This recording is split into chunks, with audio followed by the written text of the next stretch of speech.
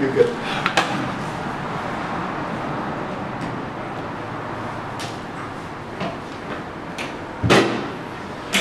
Okay, Shouten. Good to see you, as always, every day.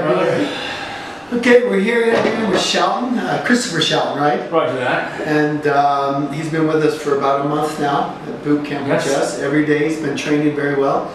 He is part of the Continue mission, our injured veterans that we have locally in the area, and he's chosen to work out with us and to try to get his life squared away. So tell us a little bit about you. When you went into the Marines, and why, and what happened to you to make you injured and to where you are today. Much of that. Well, my name is Chris Shouten. Always had a desire to be in the Marines from a young age. Not exactly sure what motivated it 100%, but by the time I was 15 years old, I knew that's what I wanted to do. I did the early enlistment in high school when recruiters came and just knew it was my calling. In fact, I went into the Marines when I was 17 years old. I had to get my parents' permission to go in the Marine Corps. Wow. I didn't even turn 18 until I was actually already in the Corps. So went in the Marine Corps and loved every minute of it. Was proud to serve my country. Was proud to carry the honor and the title of being a Marine. I ended up getting set up with the 5th Marine Regiment, the 2nd Battalion, 5th Marine Regiment, one of the most highly decorated units in the Marine Corps. But they're also known for the ones that take care of business when it's needed to be handled. Ah, they're the first responders. First responders in. Yeah, the 5th Marine's been involved in major engagement since the history of the Marine Corps. Amazing. So in 1990, when Saddam Hussein invaded Kuwait, we were one of the first units that were called up and activated. Did the float over, and I was a sniper in the Marines. And some of our earliest jobs were to go in as FOs, the forward operators, to go in there to get rid of supply lines, make sure there's communication, call in airstrikes. But we were also some of the first units that actually saw combat. During the course over there, unfortunately, I was involved in some heavy gunfights, and so how were you injured? What happened? I was shot. My unit was one of the first ones that were in Al Wafarin, which is kind of came in from the Saudi border. It came in, and then went to the Al Salim, which was Kuwait's major air base. We went in there and went ahead and was the first unit to clear out any residual Saddam's troops, the brigade that was in there, to utilize the airfield so the U.S. could start using it. During that time frame, from doing room to room, house to house, doing military operations, urban terrain, sustained heavy gunfire, and quite a few of my men and myself were injured. So you got a medical discharge, I'm assuming? Yes, I did. Okay. So bring us at that point, and 4 weeks ago. What's going on in your life? You're married? I am married. Children? What went on with you, you know, with depression, the mental thing, the physical thing? Yeah, from my time after I got out of the service, I felt abandoned. It wasn't really my choice to get out. I was part of being medically discharged. I struggled for years with PTSD. At the time, I didn't know it. I found myself, you know, self-medicating with booze, with drugs, with anything I could find, and a lifestyle that wasn't conducive to health. Throughout that time, I kind of found myself, after years of denial, finding myself getting married, and next thing you know, it was time to face some demons. I have a wife, I have children, and it's been a hard struggle to realize the things that you did. Not that I have regrets for my service, but it's hard. The men you lost. I also have lost quite a few to suicide, and probably, I guess it was a little over 5 years ago, 6 years ago, I lost one of my best friends to suicide. And that made me have to reevaluate my life. In 2011, I attempted suicide. I was hospitalized here at the Salt Lake VA. My wife was pregnant at the time with my youngest boy. And led me to here. Luckily enough, I was able to find Continue Mission. They've helped me with trying to find activities to get me out, to get me about. It's been a struggle not only with your mental health, but your physical health takes such a toll with all the medications and the sedentary lifestyle. I found myself becoming a fat dad.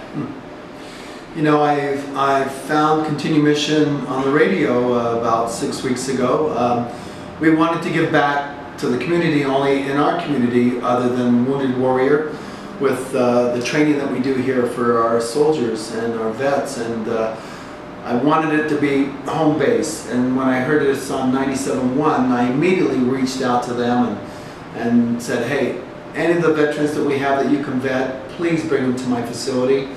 and we will train them here for free, whatever the case may be, whatever injuries or things that they can or can't do, we can modify anything that they have here. And then you're one of them, one of 3 that have been coming so far, so we are really excited to have you. So since you've been doing boot camp with me every day, what changes have you seen? You know, some of the changes have been profound. I immediately have noticed kind of a sense of worth again. It's one of the things that's really hard for veterans to overcome, is a sense that you feel like you don't have worth anymore, or a purpose, or that you don't have your value.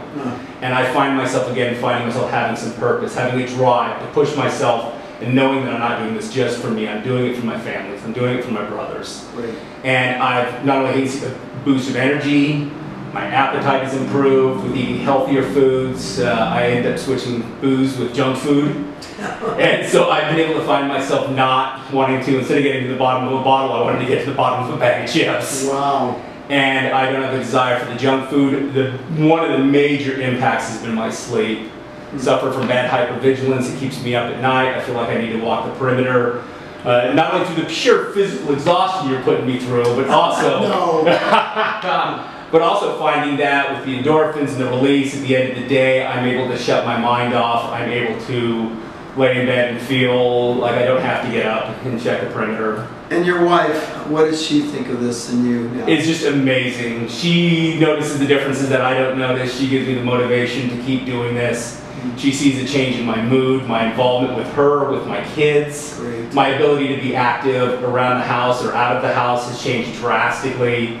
Little simple tasks I would find excuses for, because I didn't want to walk. I didn't want to go up to the mountains. I didn't want to go to the park to see my kids ride their bike.